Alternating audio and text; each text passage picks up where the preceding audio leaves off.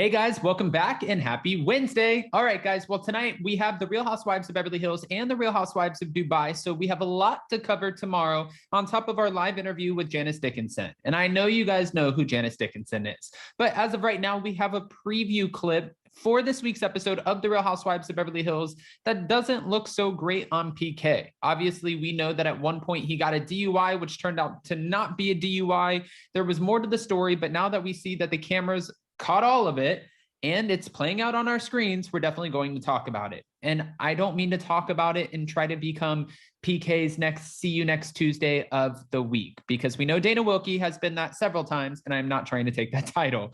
And I mean that she's been that on his page. I don't mean that she is that. Okay. So anyways, let's jump in. But before we do, if you guys haven't already, go ahead, smash that like button. If you're not subscribed, get subscribed. Don't forget to hit that notification bell. And with that, let's jump right in. It's time for all your binge-worthy pop culture news. Welcome to Up and Adam.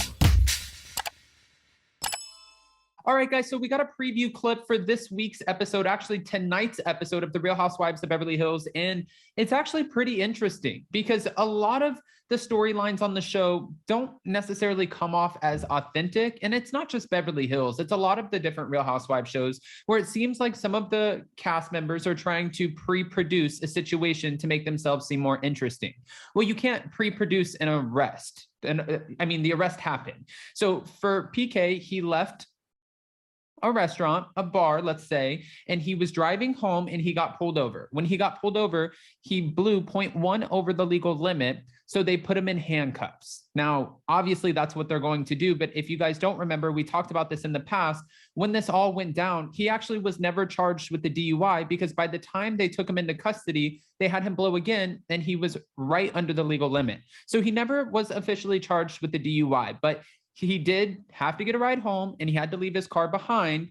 And now Dorit's addressing the whole situation. Again, we're going to see this play out tonight. But when Dorit's talking to him, she's like, PK, why did you not tell me about this? And why were you going to hold this information from me? He said, listen, the only reason I didn't tell you was because when I came home, I didn't want to wake you up after everything that you've been through at 4 o'clock in the morning. And, you know, I didn't think that that was the right thing to do. And she's like, wait a minute. She said, we don't tell lies. We don't tell big lies, small lies, white lies. And he's like, I was pretty much doing this to protect you. I didn't want to bother you with this. And she's like, I'm not buying it, PK. She's saying, had the press have put this out there before she actually found out, that they would have had a much bigger problem, which I agree with. I mean, nobody wants to find out, especially if you're in the public eye, that your spouse has gotten into trouble with the law. And all of a sudden, you know, you have somebody calling you and saying, hey, did you see that page 6 article that just came out about your husband? And you're like, wait, what? PK said, well, actually, Dorit mentioned this first. She's like, the only reason you told me was because I had to go get your car out of being, you know, your car that was impounded. And he's like, right. And she's like, okay, you don't see a problem with that? And he's like, again, I wasn't doing this to hurt you, but she's not having it. I mean, this looks like strike one, but obviously at the end of the day, we know that this family, they've been through so much. Dorit's been through so much, and PK's been right by her side. And I know you guys are, there will be some shady comments where people will say, he wasn't right by her side the night of the burglary, the robbery. He was in London, so that's not necessarily fair. She flew back early with the kids, and had he have been in the United States and not traveling, I'm sure he would have been right there with her. And maybe even, and I'm just playing devil's advocate here, it could have been more dangerous had he have been there, because there could have been a wrestling match. There could have been him trying to protect his wife and him getting seriously hurt, her getting seriously hurt. I really do believe with the way that this robbery went down, because she sat there and she like kind of hunched down and she didn't fight back. She didn't try to like rip the gun out of anybody's hands or, you know, scratch them, jump on them, do anything like that. She just said, please take whatever you want to take. My kids are in the other room. Please don't hurt me or my children. I'm a mom. I think that put the robbers, the burglars, at ease in the sense that they were able to just go get what they needed to do. They weren't expecting Dorit or her kids to be there, but she didn't fight back. So it was easier for them to kind of get in and get out. I think it would have been a lot more dangerous had PK had been there. So everything happens for a reason. Let's not forget that. Also on this week's episode, we have Lisa Rinna having a conversation with Erika, and she's talking about, and this is through a FaceTime call because Erika's sick. and it's the C word that we can't say due to the algorithm. But Erika's sick, so they're on a FaceTime call, and Erika reveals that Tom has been calling her and he's gotten wind that she's sick. I still don't understand how that would have played out, because how would he have known that? But she's allowed to talk to whoever she wants, and she's allowed to talk to Tom. I just think that fans, every time they hear that, they're like, wait, what are you guys talking about? We also know that Lisa Rinna is going to have a serious conversation in this week's episode, tonight's episode, with Erika about her drinking.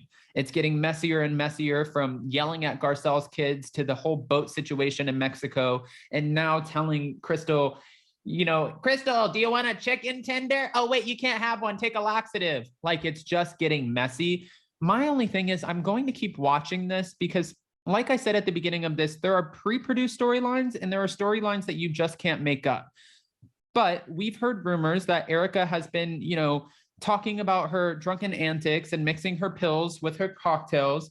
And we've heard rumors that that's because she does not want to talk about her legal stuff, the legal situation, everything going on with her, the $50 million lawsuits, any lawsuits. She doesn't want to talk about them. So by her kind of being, instead of a pretty mess, kind of a drunk mess, by her doing that, it's taking the attention away. And they're like, oh, well, is Erika okay? We need to be there for Erika. We love this Erika. I don't love this Erika, but regardless, you're talking about this Erika and her drinking and her mixing of the pills, and not necessarily what's going on in the courtroom.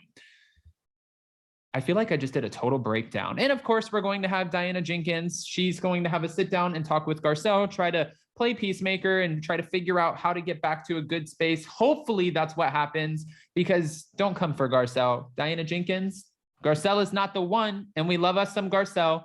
And then we're going to see more of Kathy Hilton, who's playing pranks, doing the Kathy Hilton thing, and probably getting on her sister's nerves. But if you guys have brothers and sisters, I feel like that happens all the time. So with that, we will be back tomorrow for the Real Housewives of Beverly Hills and Real Housewives of Dubai recap. Tonight at 6 p.m. Eastern, which is 3 p.m. Pacific, we have Kyle from Below Deck Med season 7. He's our second stew.